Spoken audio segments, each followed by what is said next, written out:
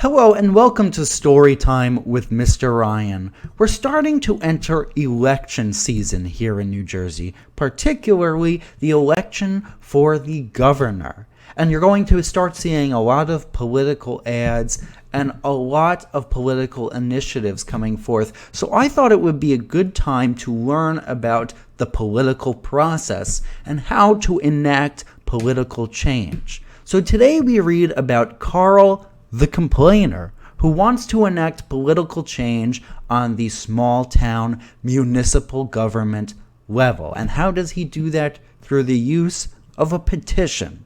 So let's hop on into Carl the Complainer by Michelle Knudsen with illustrations by Marianne Coca-Leffler. Let's hop on in. My friends say I complain a lot. They even call me Carl the Complainer. But hey, some things are just so annoying. Like TV jingles that get stuck in your head, and paper cuts, and mint chocolate chip ice cream that's not the right shade of green. It's 5 o'clock, the time the town park closes. I get a drink on the way out. Water fountain water is never cold enough, I tell my friend Dale. Look on the bright side, he says. At least it's wet. Dale always looks on the bright side. It's really annoying. 5 p.m. is way too early for the park to close, I complain for about the millionth time. Dale rolls his eyes. If it really bothers you, maybe you should try to do something about it instead of just complaining all the time. We turn down Dale's street. At least we've got a town park, he goes on. Look. I know, I say laughing. Look on the bright side. Dale starts laughing. Hey, keep it down out there, Dale's next-door neighbor yells. Sorry, Mr. Henry, we both call out. We go into Dale's house. I show Dale a cool website, but an ad pops up. Then 4 more. Ugh, pop-up ads are so annoying, I complain. I start clicking them all closed. Wait, says Dale. There's a petition to save Power Friends. I want to sign it. I love that show. Why bother, I say. The best shows always get canceled. It's so annoying. That's what the petition is about, Dale explains. If the network sees that lots of kids like the show, they might keep it on. Can anyone start a petition? Dale shrugs. Sure, I guess. Why? Maybe we should start one, I say. A petition to keep the park open later. Great idea, Dale says. But how do we do it? We look at each other. We don't have a clue. There's always the internet, says Dale. A few clicks later, we find a how-to site about petitions. Perfect petition pointers. 1. Give it a title. For example, petition to make Bigfoot the new school mascot. 2. Say whom it is addressed to. 3. Say who is sending it. 4. Say what you want to do or change. 5. Get people to sign it. The more people, the better. And 6. Give it to a person or group who has the power to do what you want to get done. Dale points to number 6. Who decides about the park hours?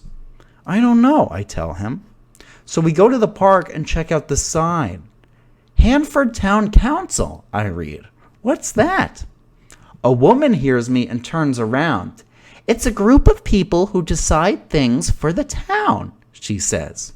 We tell her about our petition, and she tells us that we have to talk at a council meeting. There's one next week, she adds. Dale and I write up the petition and make copies. Then we get our friends together and tell them about our plan. I'll help collect signatures, says Laura. Me too, adds Tony. It would be great if the park stayed open later. Mary and Pete want to help also. We all take copies and split up into teams. My parents are happy to sign. That's 2 names already, I say. This will be a snap. But Mrs. Monroe next door says, sorry kids, now isn't a good time. At the next house, Mr. Adams listens to about 1 sentence. Not interested, he mumbles. Maybe we should try someplace with more people, I suggest. How about the mall? Dale says. So that's where we go. Want to sign our petition? I ask a friendly-looking girl. Are you giving away free stuff? She replies. No, I say. Oh, I thought you were. She walks away. We try the train station, we try the supermarket, but most people are too busy to even listen to what we have to say. We all meet up at Dale's. Nobody's had much luck. Ugh, this is so annoying, I groan. There must be some more people who want the park open later, says Laura. That's it, I shout. We should be talking to people at the park. Yes, everybody yells. Quiet down out there, Mr. Henry booms. We better go inside and start on Plan B, Dale whispers. We sit around Dale's kitchen table and start brainstorming. I'll bake cookies to give away, says Tony. People will come for the cookies and then we'll tell them about the petition. Great, says Pete. I'll make lemonade. We'll need signs too, Mary chimes in. Dale grabs some markers and we get to work. We set up in the park early Saturday morning. The sign looks great. Lots of people stop at the tables. They eat cookies, they drink lemonade, and most of them sign the petition. By 6 o'clock, we have 99 signatures. If we could just get one more, we'd have an even 100, I say. Who haven't we asked? There's always Mr. Henry, says Dale, but... Good thinking, I tell him. Let's go. But, Dale repeats. I lead the way to Mr. Henry's house. No one wants to ring the doorbell. You should do it, Dale, says Tony. It was your idea. Dale gulps and presses the bell. Mr. Henry opens the door. Hi, Dale starts. We were wondering if maybe you would sign our petition to keep the park open later. The park hours are just fine, Mr. Henry growls. He starts to close the door. Wait, I call out. Mr. Henry, you're always complaining that we make too much noise, so maybe you should help us to do something about it. Oh, really? Like what? He snaps. You could sign our petition, I reply. If the park's open later, we can stay there instead of playing in the street. And by the time the park closes, we'll be so tired that we'll just want to go inside. There'd be a lot less noise. Mr. Henry stares at me. Dale and the other kids stare too. Just when I'm ready to give up, Mr. Henry smiles. You actually have a point there, son, he says. Tell you what, I'll sign your petition. I'll even get some folks in my writing group to sign it too. You're a writer, I ask? Sure, that's why I need quiet. Do you think I yell at you kids just for the fun of it? We end up with 108 names. I hope that's enough, I say. The meeting is tomorrow. You'd better practice your speech, Dale says. My heart starts pounding.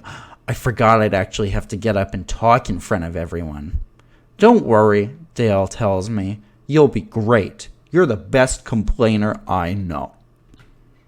I'm very nervous on the night of the meeting. The council is sitting in front of the room. First, a lady stands up and tells them that dog licenses are too expensive. Next, a man talks about putting a traffic light on Elm Street. Then it's my turn. Good luck, whispers Dale. My friends and I love the park, I say, but it closes at 5 p.m., and that's way too early. I hold up the petition. All the people who sign this want the park to stay open later. I don't know, says the man with the mustache. Is it a good idea to have kids playing in the park after 5? It's better than having them run around in the street, a lady in the audience replies. That's when I notice Mr. Henry. We do play outside in the street when the park closes, I say. Sometimes the noise bothers our neighbors. I grin at Mr. Henry. Keeping the park open later would solve that problem, too. Mr. Henry smiles. But the council members are still arguing. What if they say no? It's time for the vote. I hold my breath. All in favor of keeping the park open until sundown? Asks the lady with the glasses. One by one, the council members raise their hands. I can hardly believe it. Our petition worked. Everybody claps and cheers. Dale gives me a high five. We did it, he says. And the best part is, now you'll have one less thing to complain about. Was my complaining really that bad? I ask. Yup, Dale says. It was, I know, I say with a grin, really annoying. Well, thank you guys so much for joining me for this wonderful little story about enacting political change in a small town. You'll notice that the kids all got together and decided amongst themselves what they felt was the right move to do, and in this case, to create a petition. A petition is a wonderful way to enact change and to garner people's support and signatures for your cause. Thank you guys so much. I hope you enjoyed learning about this little political process and reading about this book with me. I really, truly enjoyed reading it with you. And I hope you guys feel free to check out some of my other stories on this channel. And if you're looking for fun activities you can do from home, go ahead and check out veronalibrary.org/children. Until next time, I'll be seeing you. Thanks for watching. Bye-bye.